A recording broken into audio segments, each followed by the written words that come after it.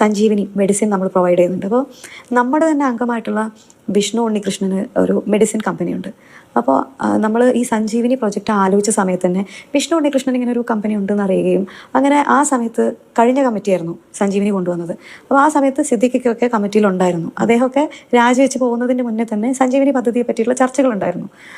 അപ്പോൾ അദ്ദേഹം ഇതറിയുകയും അങ്ങനെ വിഷ്ണു ഉണ്ണികൃഷ്ണൻ നമ്മുടെ മെമ്പറല്ലേ, എന്നാൽ പിന്നെ നമ്മുടെ മെമ്പറിനല്ലേ ഒരു അവസരം കൊടുക്കേണ്ടത് എന്ന് പറഞ്ഞാൽ വിഷ്ണു ഉണ്ണികൃഷ്ണനെ വിളിച്ച് സംസാരിക്കുകയും അങ്ങനെ വിഷ്ണു ഉണ്ണികൃഷ്ണൻ മാക്സിമം ഡിസ്കൗണ്ടിൽ മരുന്നുകൾ പ്രൊവൈഡ് ചെയ്യാമെന്ന് എഗ്രി ചെയ്തു. പക്ഷെ അപ്പോഴും നമ്മൾ വേറെ 2 കൊട്ടേഷനും കൂടെ വിളിച്ചു. എപ്പോഴും ഒരു 3 കൊട്ടേഷനെങ്കിലും വിളിച്ചിട്ട് ഏറ്റവും കുറവേ നമ്മൾ എടുക്കാറുള്ളൂ.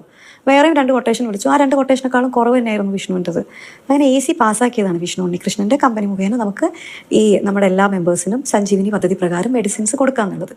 അതിന് മെഡിസിൻസ് കൊടുത്തു. വളരെ സൂക്ഷ്മമായിട്ട് പരിശോധിച്ചിട്ടൊക്കെ തന്നെയാണ് അവർ മെഡിസിൻസ് എല്ലാവർക്കും കൊറിയർ ചെയ്തിട്ടുണ്ടായിരുന്നത്. അപ്പോൾ ഇത് സഞ്ജീവനി പദ്ധതി നോക്കി നടത്തിക്കൊണ്ടിരുന്ന ഞാനായിരുന്നു. അപ്പോൾ എല്ലാ മെമ്പേഴ്സിനെയും വിളിക്കുക. അവരുടെ പ്രിസ്ക്രിപ്ഷനൊക്കെ ഓരോ മാസവും മാറിക്കൊണ്ടിരിക്കും പലരുടെ. അപ്പോൾ അതിനനുസരിച്ച് മാറിക്കൊടുക്കണമൊക്കെ ഉണ്ട്.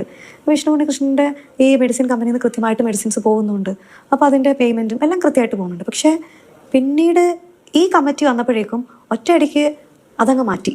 വിഷ്ണു ഉണ്ണികൃഷ്ണൻ്റെ കമ്പനിയിൽ നിന്ന് മെഡിസിൻസ് പോകേണ്ട ആവശ്യമില്ല എന്ന് ആരൊക്കെയോ തീരുമാനിച്ചു. ഈസിയിൽ അതൊന്നും പറഞ്ഞ് പാസ്സാക്കിയൊന്നുമില്ല. പുതിയ കമ്മിറ്റി വന്നപ്പോഴും കൊട്ടേഷൻ ഇവർ തന്നെ വെക്കുന്നു, ആരൊക്കെയോ തീരുമാനിക്കുന്നു. ഇതങ്ങ് മാറ്റി. ഇതങ്ങ് മാറ്റിയിട്ട് വേറെ ഏതൊക്കെയോ മെഡിസിൻ കമ്പനികളുമായിട്ട് ടൈപ്പ് ചെയ്തിട്ട് അങ്ങനെ മെഡിസിൻസ് അയക്കുന്നത്. അപ്പോൾ ബേസിക്കലി ഒറ്റ സ്ഥലത്തുനിന്ന് മെഡിസിൻ പോയിക്കൊണ്ടിരുന്നത് പല സ്ഥലങ്ങളിൽ നിന്ന് മെഡിസിൻ പോകാൻ തുടങ്ങി. നമുക്കിതിൻ്റെ കണക്കൊന്നും തരുന്നില്ല. ഇത് ഏതൊക്കെ മെഡിസിൻ കമ്പനികളിൽ നിന്നാണ് ഇത്രയും മരുന്നുകൾ പോണതെന്ന് ഞാൻ ഉൾപ്പെടെ പലർക്കും അറിയില്ല കമ്മിറ്റിയിലിരിക്കുന്നത്. അല്ല, എന്നെ ഈ കമ്മിറ്റി വന്ന ഉടനെ ആദ്യത്തെ തീരുമാനം അൻസിബ ഇനി സഞ്ജീവനി ചെയ്യേണ്ടതെന്നായിരുന്നു. ആദ്യത്തെ തീരുമാനം തന്നെ ഇനി സഞ്ജീവനി പദ്ധതി അൻസിബ ചെയ്യേണ്ട. പകരം റോണി ഡേവിഡ്, ജയൻ ചേർത്തല, ആശ അരവിന്ദ് ചേച്ചി, ഒരു 3 പേര് വരുന്നു. റോണി ഡേവിഡ് ആയിരുന്നു ഇതിന്റെ ഹെഡ് ആയിട്ടുണ്ടായിരുന്നത്. അദ്ദേഹം ഒരു ഡോക്ടറാണ്. വേണ്ടി ഞാൻ പറഞ്ഞു ഞാനതൊന്ന് പറഞ്ഞോട്ടെ.